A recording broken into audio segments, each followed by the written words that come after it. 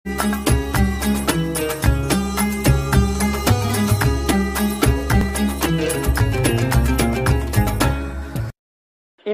teman-teman sekalian, pada masa kemudian masa Islam, terkhusus zamannya Umar bin Khattab radhiyallahu taala anhu, alhamdulillah, kemudian atas usulan Ali bin Abi Thalib radhiyallahu taala anhu, ditetapkanlah kemudian 12 bulan nama-nama yang sebelumnya sudah ada penamaannya di masa lalu, ditetapkan lagi kemudian di kalender Islam dengan penamaan tahun Hijriyah. Nama tahunnya berubah jadi tahun Hijriyah, tapi nama bulannya dipertahankan. Saya ulang ya, nama tahunnya berubah jadi Hijriyah, tapi nama bulannya dipertahankan. Sekarang lihat baik-baik, saya ingin tunjukkan bagaimana filosofi kata-kata ini dalam sisi pandangan bahasa terkait dengan nama hijrah. Fokus ya. Saya sudah pernah terangkan di Jagakarsa dulu bagi teman-teman yang sempat hadir pada saat itu. Hijriyah berasal dari kata hijrah. Artinya berpindah pada segala hal yang lebih baik menurut Allah dan Rasulnya. Ingat, bukan sekedar pindah ya. Anda pindah dari Tanah Kusir ke Bekasi, tapi perpindahan Anda tidak membuat Anda lebih dekat dengan Allah. Maka orang Arab tidak menyebut hijrah. Itu disebut intiqal namanya. Ana intaqaltu min Tanah Kusir ila Bekasi. Tapi kalau perpindahan Anda menjadikan Anda semakin dekat dengan Allah. Misal, Anda pindah dari Tanah Kusir ke Tanah Suci misal. Baik, dengan tujuan tertentu. Lebih dekat ke masjidnya. Lebih dekat ibadahnya. Maka ini yang dimaksudkan dengan hijrah. Sama antum kerja di pekerjaan yang memang gajinya besar. Bisa ratusan juta, tapi sholatnya terhambat. Baca Quran susah. Mau menerapkan kebaikan sulit. Lalu Anda berpindah pada perusahaan lain yang gajinya di bawah itu. Misal 10 juta, 20 juta, tapi sholatnya enak, baca Quran nyaman, segala bisa dilakukan yang baik-baik, maka itu yang dinamakan dengan hijrah. Paham ya? Nah, sekarang lihat baik-baik. Kalau Anda ingin menjadikan sifat hijrah ini melekat dalam kehidupan kita setiap waktu. Saya ingin terus lebih baik.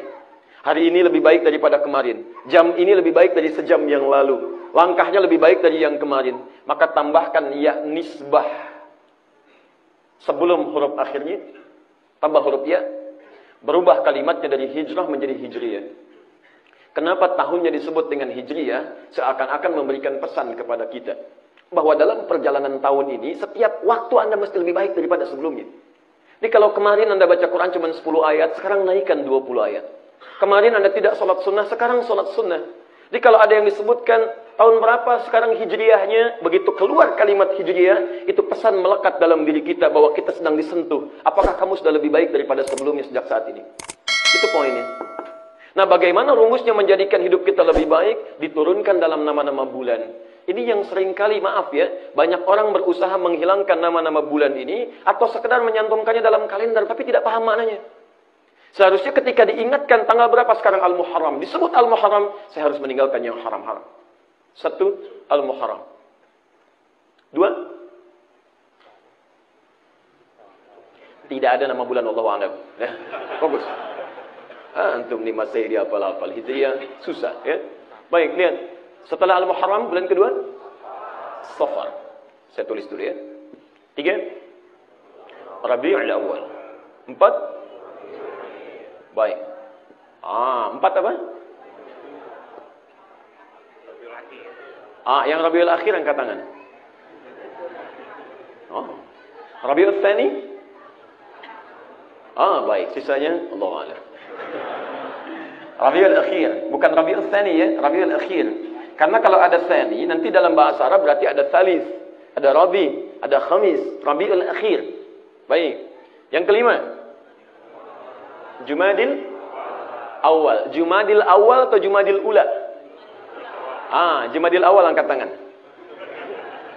Kenapa? Tanya ramai, angkat tangan nggak ada. Semua angkat tangan aja. Ya, pahala belum tentu dapat, dosa juga enggak. Ayo, Jumadil Ula angkat tangan. Baik, Masya Allah, alhamdulillah. Yang benar, dua-duanya salah. Bukan Jumadil Ula, bukan Jumadil Awal. Yang benar Jumadal Ula. Jumada, bukan Jumada. Gak pakai O, Jumada. Nanti kita terangkan. Kalau Jumadi, itu orangnya. Betul, itu orangnya. Tapi nggak ada hubungan dengan bahasa kita. Jumada itu terkait dengan keadaan yang menghasilkan kering. Makanya disebut dengan musim gugur. Jumada itu kering, gugur, kerontang. Daun mulai jatuh, mulai kering, kan? Nah, kalau Jumadi itu orangnya. Susah senyum, kering, kan? Susah nyapa. Kayaknya orang Arab walaupun namanya Hasan, tapi senyumnya susah. Jumadi, gitu kan? Tapi tidak ada kaitan ya dengan arti Indonesia. Ini ke sini. Jumadal Ula, bulan ke-6. Sudah nggak usah ngarang ya. Jumadal Akhirah.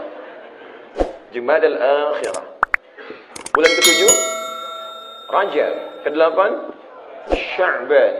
9 Ramadan. 10 Masya Allah. 11 Zulqa'dah atau Zulqa'idah? Yang Zulqa'idah angkat tangan.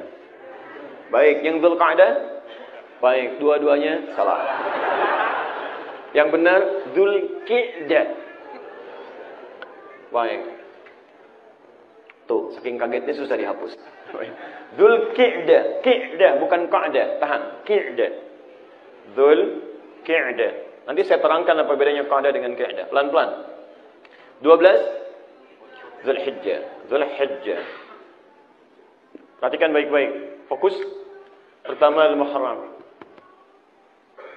Ini sudah saya jelaskan. Mulai meninggalkan segala yang diharamkan. Kedua Safar. Safar. Safar itu bisa berarti dari dua asal. Satu, berasal dari kata sifr. Sifrun.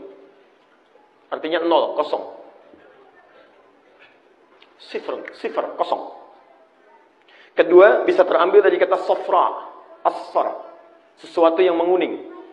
Ya, Quran surah kedua Al-Baqarah dari ayat 69. Safra'u faqi'un launuha tasrun na'udhirin. Ketika diminta menyembelih sapi, mereka bertanya sapi warnanya apa?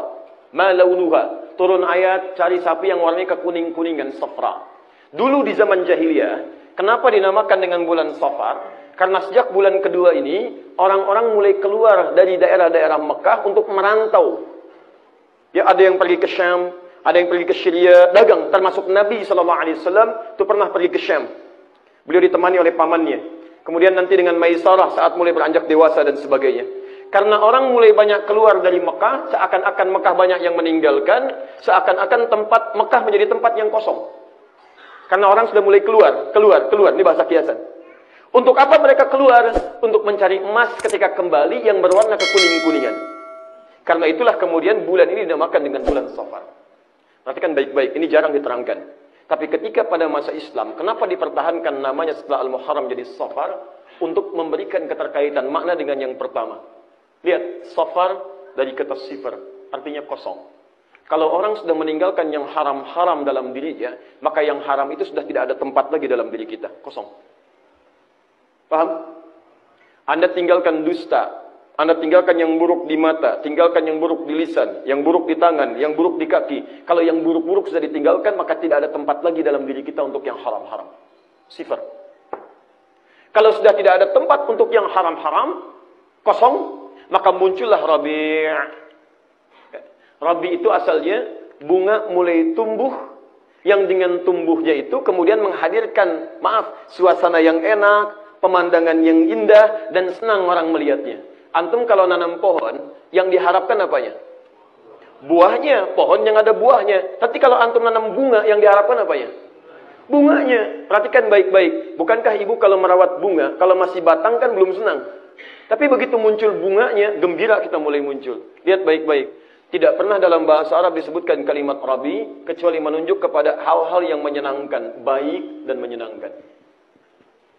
Kalau orang sudah bisa meninggalkan yang haram, kosong dari yang haram, maka akan muncul yang baik-baik yang menyenangkan dalam hidupnya. Antum tidak akan pernah melihat yang buruk-buruk, lihatnya yang baik-baik. Ketika yang baik dilihat, akan senang perasaan Anda. Demi Allah saya katakan ya, mohon maaf. Kalau antum terbiasa melihat yang tidak baik, melihat yang baik-baik akan senang. Lihat orang taklim, nggak ada sentuhan. Lihat orang ke masjid, nggak ada getaran. Dan anehnya kadang tidak senang dengan itu. Ngaji yuk, sok soleh.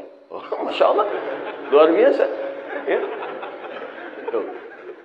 Tapi sebaliknya, kalau yang haram sudah ditinggalkan, maka yang baik-baik akan muncul, dan Anda sudah nggak suka melihat yang tidak baik. Silahkan cek, gampang ya. Kalau Anda ingin mengecek Anda orang baik atau bukan, tinggal dilihat aja. Kalau Anda benci pada yang maksiat dan senang pada yang baik-baik, yang dihalalkan oleh Allah, itu tandanya ada kebaikan dalam diri Anda. Tapi kalau Anda masih menyukai yang tidak baik, mohon maaf, dan ada perasaan tidak nyaman melihat yang baik-baik, itu menunjukkan ada masalah.